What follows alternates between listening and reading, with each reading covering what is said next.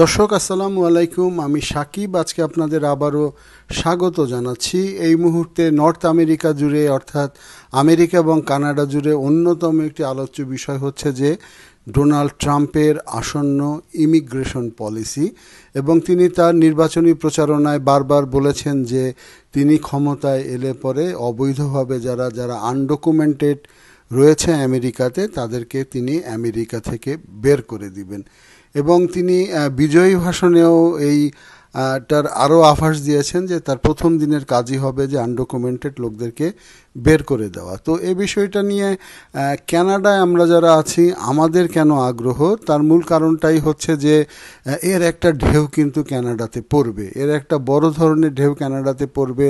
Canada ইতিমধ্যে প্রস্তুতি নিয়েছে যে কিভাবে ঠেকানো যায়, এবং ইউএসের যে আসন্ন যে নতুন গভর্নমেন্ট আসবে তাদের সাথে তারা কাজ করে যাবে। তো সংখ্যাতাত্ত্বিকভাবে যদি বলি যে 1 কোটিরও উপরে আনডকুমেন্টেড লোক রয়েছে ইউএসএতে, এবং এর যদি 10 ভাগও যদি কানাডায় চলে আসে কানাডার জন্য, তাহলে একটা বড় ধরনের ডিজাস্টার হয়ে যাবে। এবং এই মুহূর্তে আপনারা জানেন যে কানাডাতে কয়েক লক্ষ লোক কিন্তু অ্যাসাইলাম ক্লেম করে বসে রয়েছে। তো তাদের চাপ, ইন্টারন্যাশনাল স্টুডেন্টরা অ্যাসাইলাম ক্লেম করছে তাদের চাপ, তারপরে যদি ইউএসএতেও থেকে আসে তাহলে এই চাপটা নেওয়া কানাডার পক্ষে সম্ভব না।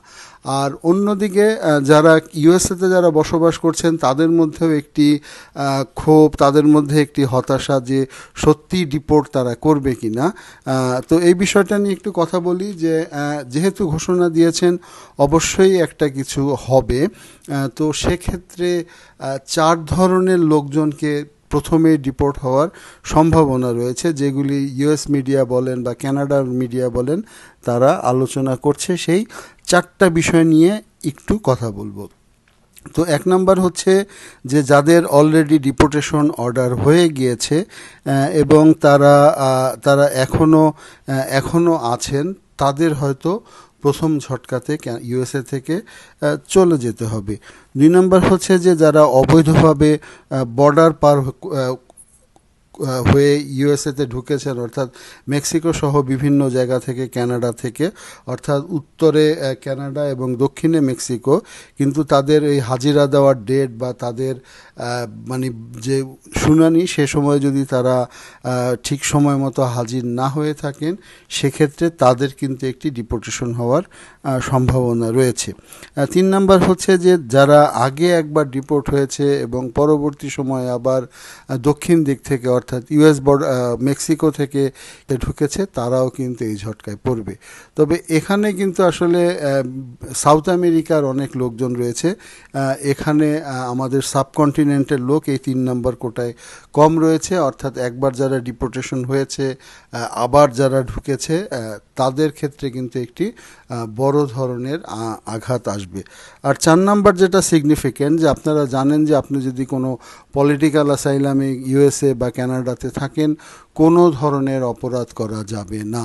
তো যারা এসেছে, যাদের ক্রিমিনাল অফেন্স রয়েছে, যারা অপরাধ করেছে, এই ধরনের ক্রিমিনাল অফেন্স যাদেরকে রয়েছে তাদেরকে কিন্তু ডিপোর্ট করে দেওয়ার একটি বড় ধরনের সম্ভাবনা রয়েছে। তো আমি এই যে 4টা কারণ বললাম, এই 4টা কারণ বিভিন্ন পত্রপত্রিকা এবং বিভিন্ন আলোচনা এবং বিভিন্ন মানুষের নিউজগুলি দেখে আমার এই 4টা কারণ অ্যানালাইসিস করা। জানেন যে কানাডা ইউএসএতে 1 কোটিরও উপরে কিন্তু আনডকুমেন্টেড লোকজন রয়েছে, এর মধ্যে বাংলাদেশিও লাখের উপরে রয়েছে।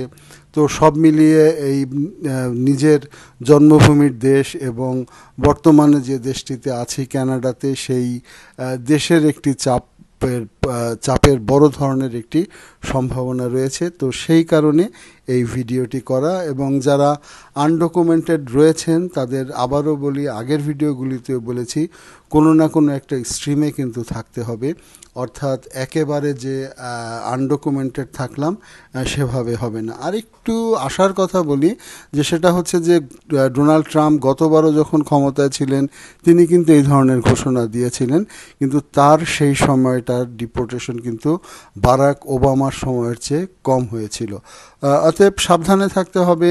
অনেকেই ঘর থেকে বেরোনো বন্ধ করে দিয়েছেন, বিভিন্ন নিউজ মিডিয়াগুলিতে দেখেছি, কারণ হয়তো কোনো রাস্তা থেকে বা কোনো কাজের জায়গা থেকে মানুষকে ধরে নিয়ে যেতে পারে। তো সবারই সাবধান থাকতে হবে এবং সমস্যা আসবেই, সমস্যাটা আইনি প্রক্রিয়ায় মোকাবেলা করা অনেক ভালো।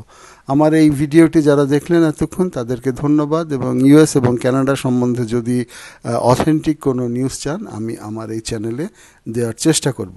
এতক্ষণ সঙ্গে থাকার জন্য ধন্যবাদ। আসসালামু আলাইকুম।